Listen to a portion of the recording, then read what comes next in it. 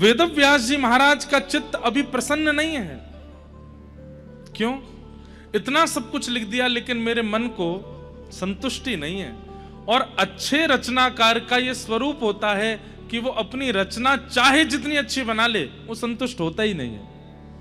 हमें 10 साल हो गए कथा करते हुए, हम अपनी कथा से संतुष्ट नहीं होते। कई लोग कहते हैं आप भागदौड़ क्यों करते हो, एक के बाद एक कथाएं क्यों कर रहे हो, कुछ आराम कर लो।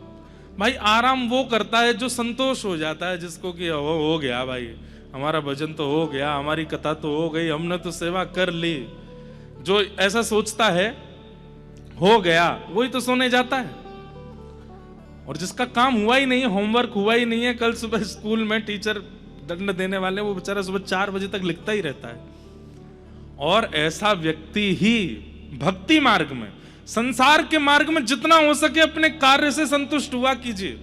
कितना कमाया आज? 500 रुपया कमा, बहुत है, चल जाएगा काम। आज कितना कमाया? आज 1 लाख कमाया, ये भी बहुत है, चल जाएगा काम।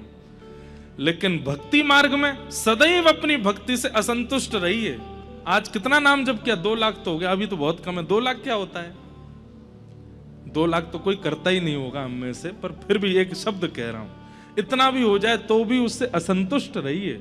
अपने ठाकुर जी का खूब सुंदर बंगला बनवा दिया और सब कुछ करने के बाद आरती पूजा सब कर दी, उत्सव मनाने के बाद सब बहुत बढ़िया उत्सव था, अभी तो हुआ ही नहीं, इससे भी अच्छा हो सकता था। सदैव ऐसी भावना, इससे क्या होगा? आप भक्ति मार्ग में और अपने आप को आगे ले जाते रहेंगे और वर्धन होता रहेगा और आपकी भक्ति प्रकाशित होती रहेगी।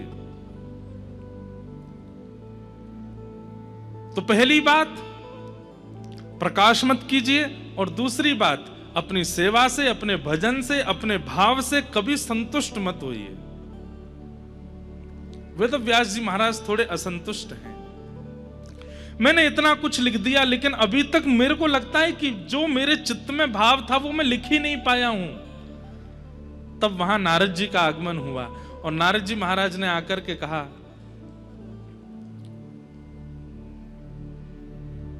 एक बात और आई मन में कह दूं, संतुष्ट व्यक्ति क्या करता है?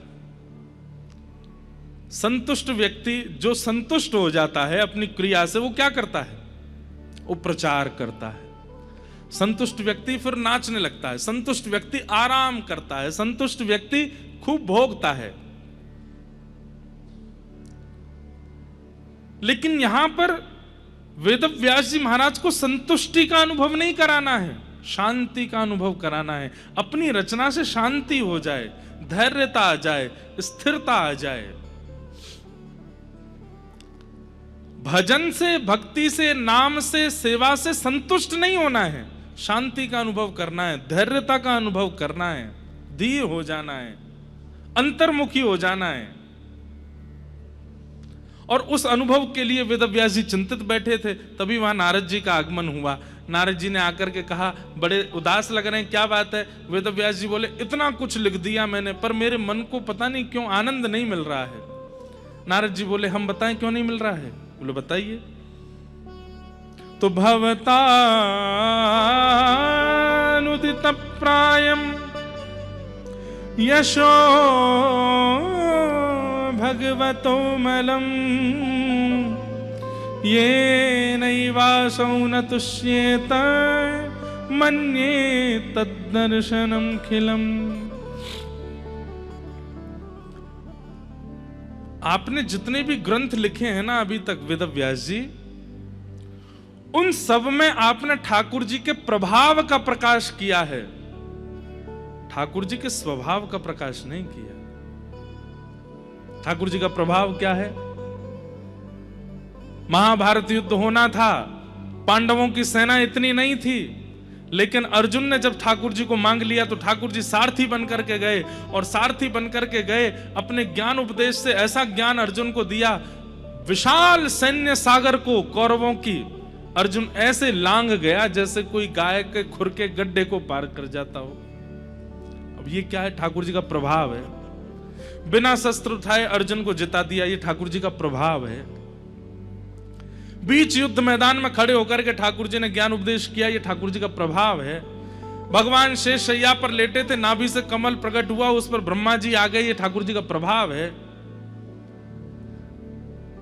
हिरण्याक्ष पृथ्वी को लेकर के गर्भोदक महासागर में चला गया। उस समय ठाकुर जी वराह बन करके गए और जाकर के वहां से लिया। ये ठाकुर जी का प्रभाव है। हिरण्यकश्यप ने मुष्टिक भेदन किया तो ठाकुर जी खंभ से प्रकट हो गए नृसिंह बन करके। ये ठाकुर जी का प्रभाव है।